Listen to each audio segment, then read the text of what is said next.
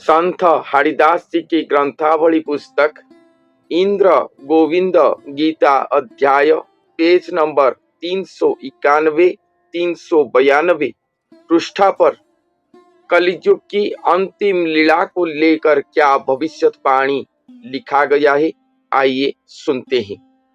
मोहर भकत मोते जे भजंती अन्य न भजंती जान, वर्षा को चातक चाहिला प्रायिक मोहर भकत जन। यहाँ पर भगवान कहते हैं कि मेरे जो भक्त हैं वो केवल मुझे ही भजन करते हैं, मेरे अलावा अन्य किसी को भी वो सब भजन नहीं करते। जैसे चातक पक्षी जो कि सबसे छोटा पक्षी है और आकाश के सुउच्च पर वो उड़ता है, जो पक्षी केवल बारिश के समय पर आकाश से जो जल पड़ता है वही जल को पीकर ही रहता है, मिट्टी के ऊपर पड़े जल को वो नहीं पीता। वही चातक पक्षी जिस तरह से बारिश को चाह कर रहता है, उसी तरह मेरे भक्त जन मुझे चाह कर रहते हैं। मुझाकू रखिबी 14 ब्रह्मांडे चिणता केही जे नाही, अंतरे बाहरे साक्षी स्वरूपरे ता हृदय बसी अछई। और भगवान कहते हैं कि ये कलिकाल की अंत समय पर यह सृष्टि आरंभ से अभी तक जो हो गया है, भगवान जिसको रखेंगे, जो भक्त जनों को वो रखेंगे इस 14 ब्रह्मांड पर, उसको जीतने वाला और दूसरा कोई भी नहीं है। वही भक्त के अंत पर और बाह्य पर भगवान साक्षी स्वरूप होकर रहते हैं। वो भक्त के हृदय पर भगवान खुद रहते हैं। ध्रुव प्रहलाद सुदामा मो भक्त केते दृढ़ता तांकर, विष्णु माया को से अंतरे न धरी लय जे पाद पद्म। और ये जो बात कहे, ये बात को बहुत सारे भक्त 4 युग हुआ प्रमाणित करे हैं। जैसे ध्रुव प्रहलाद सुदामा जैसे दृढ़ भक्ति वाले भक्त जो अपने अंतर से विष्णु माया को तेज करके श्री भगवान के पाद पद्म को लय करके अपने भक्ति को प्रमाणित करे हैं। भकत मोहर चारि जे प्रकार, श्रेष्ठ भकत मो ज्ञानी, ज्ञान मार्गरे जे खोजिले पाइब कहिली कुमर मणि। भगवान कहते हैं कि उनके जो भक्त हैं वो 4 प्रकार के भक्त हैं, और ये 4 प्रकार के भक्तों में से सर्वश्रेष्ठ भक्त ज्ञानी भक्त है। क्योंकि जो ज्ञानी भक्त होते हैं वो ज्ञान मार्ग पर भगवान को ढूंढकर भगवान को पाते हैं। ज्ञानी भक्त केवल ज्ञानी नहीं, ज्ञानी भक्त ही ज्ञान मार्ग पर भगवान को ढूंढकर भगवान को पाते हैं। करिछि शपथ करिबी भारत, निश्चय एकथा पुण, चंद्र सूर्य मुहि साक्षी रखियछि, होइब भारत रण। और कहते हैं ये कलियुग की अंतिम लीला को लेकर कि भगवान खुद शपथ करे हैं, चंद्र सूर्य को साक्षी रख के ये बात शपथ करे हैं कि ये कलियुग के अंत पर सुनिश्चित ही भारत समर होगा। महामाई को जे बोध करियछि पीबे शोणित धार, बेसी बेल नुहे निकटे होइब देखिबु तू नयनर।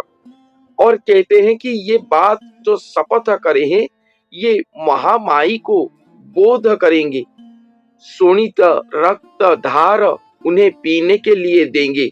और ये समय अधिक देरी नहीं है, खूब निकट समय पर होगा और सब अपने नयन पर देखेंगे।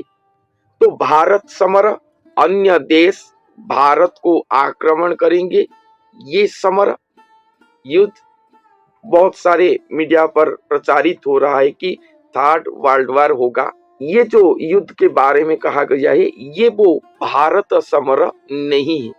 द्वापर युग में जो महाभारत हुआ था, जिसका एक प्रहर युद्ध कलियुग के अंतिम समय को रह गया था, वो वही युद्ध के बारे में कह रहे हैं।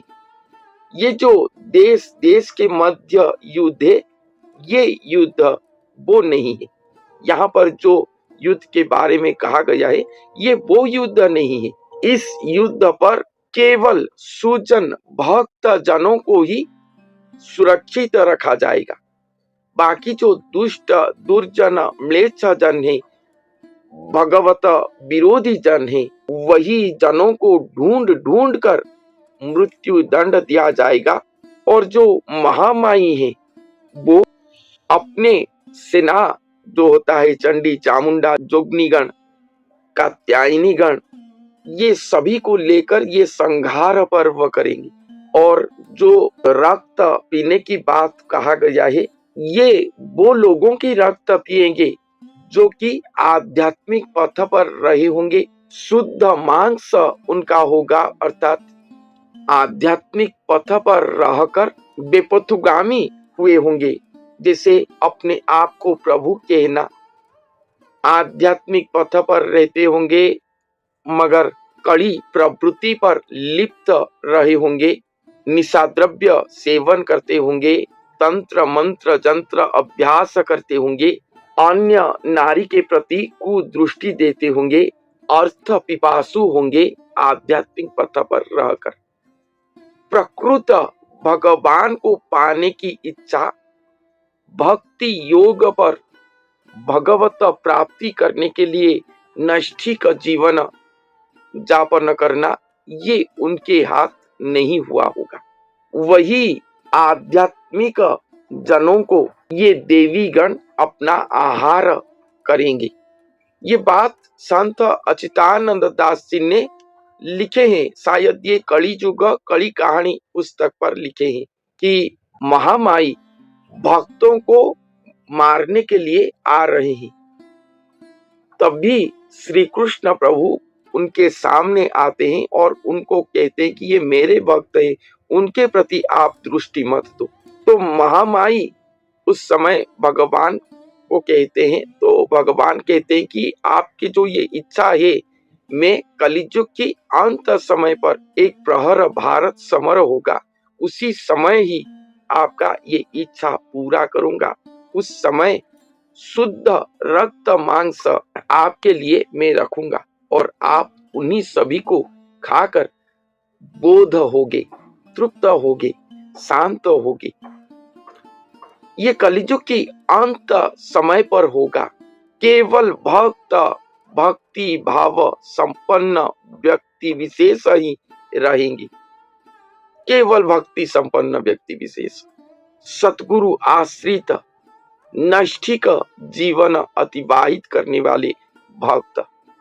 बाकी जो साधु की वेश पर मिथ्यावादी हैं, मिथ्याचारी हैं, वो सब महामाई के द्वारा दंडित होंगे।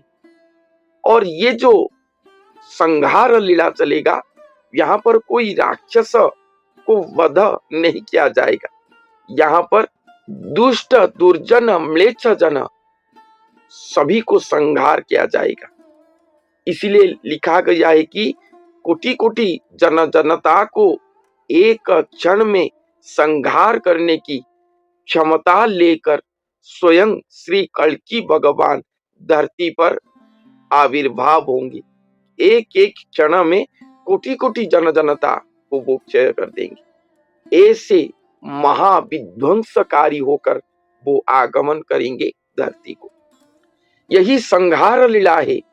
ये शून्य दैवीकृत है। ये मानवों के द्वारा रचित देश देश के मध्य कलह युक्त युद्ध के बारे में नहीं कहा गया। जब ये संहार लीला हो रहा होगा, उस समय भगवान धरती पर प्रकट हो चुके होंगे। जो गुप्त लीला वो उससे पहले करते होंगे, ये संहार लीला से पहले वो धरती पर प्रकट हो गए होंगे। तभी तो वो महामाई महाशक्ति को वो संतुष्ट करेंगे। वो खुद देहधारी होकर नहीं रहेंगे तो कैसे उन्हें संतुष्ट करेंगे? स्वयं भगवान के आविर्भाव होने के बाद ही ये सारा जगत स्वयं भगवान के नर स्वरूप को पहचानने के बाद ही ये भारत समर होगा और कोटि कोटि जनता क्षय जाएंगे। बहुत कम भक्ता सुजन जनों को लेकर नव्य युग आरंभ होगा और ये अधिक देरी नहीं है, बहुत निकट समय पर होगा। संत ने ऐसे लिखे हैं, भगवान ने ऐसे कहे हैं, सत्य त्रेतया जे द्वापर जुगरे तीनी जुगर जे खेल निश्चय ए खेल दिखाई भी ध्रुव ध्रुव ध्रुव तीनी बार। भगवान कहते हैं कि सत्य त्रेतया द्वापर युग, ये तीनों युगों पर मैं अपना खेल दिखा चुका हूं और ये कलिकाल पर सुनिश्चित ही मेरा ये खेल दिखाऊंगा। ये त्रिवार सत्य है, ध्रुव सत्य है। कहिछि मु तोते ज्ञानी गोपसुते करिबी कली संहार, अष्ट सेनावीर पांडवे मोहर रहिथिबे संगतर। और कहते हैं कि गोप सूत को लेकर वो कली संहार करेंगे। ये बात द्वापर युग से उन्हें कहे हैं और ये सुनिश्चित ही वो करेंगे। गोप सूत को लेकर ये कली संहार करेंगे। उनके साथ अष्ट सेनावीर पंचु पांडव रहे होंगे।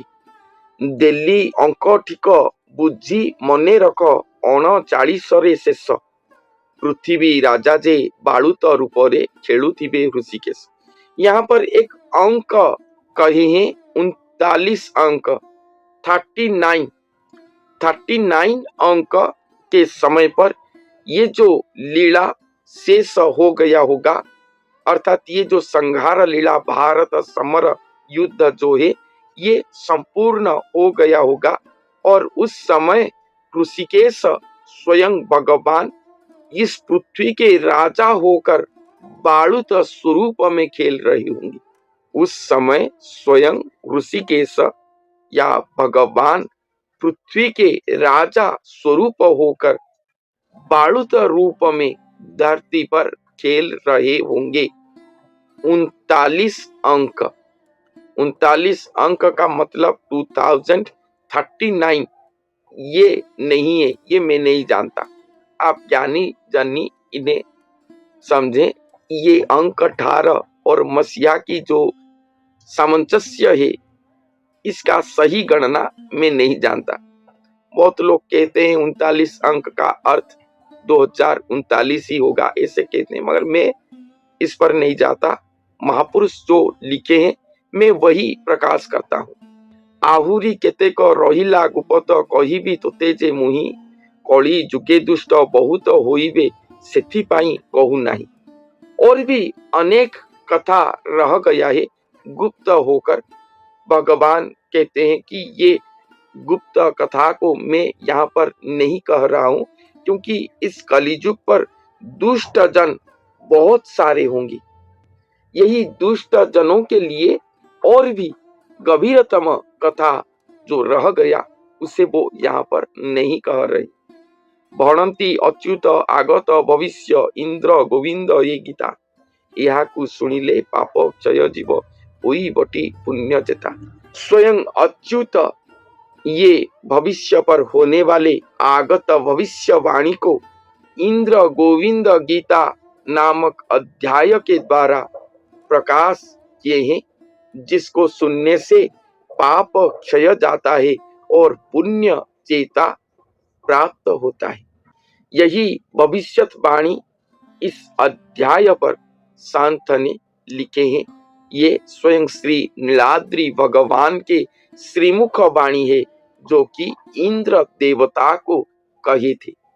तो इंद्र गोविंद गीता पुस्तक पर जो भविष्यवाणी संत हरिदास जी ने लिखे थे, ये सभी भविष्यवाणियों को मैं आप सभी के सामने प्रकाश किया। 4-5 पृष्ठा की ये भविष्य 388 पृष्ठा से 392 पृष्ठा का ये अध्याय था और इस अध्याय पर जो जो भविष्यवाणी लिखा गया था मैंने आप सभी के सामने उपस्थापन किया हूँ। पिछले 5-6 एपिसोड से मैं आप सभी के सामने इसे वर्णन कर रहा था और आज ये अध्याय समाप्त हुआ। तो आज के लिए इतना ही। धन्यवाद।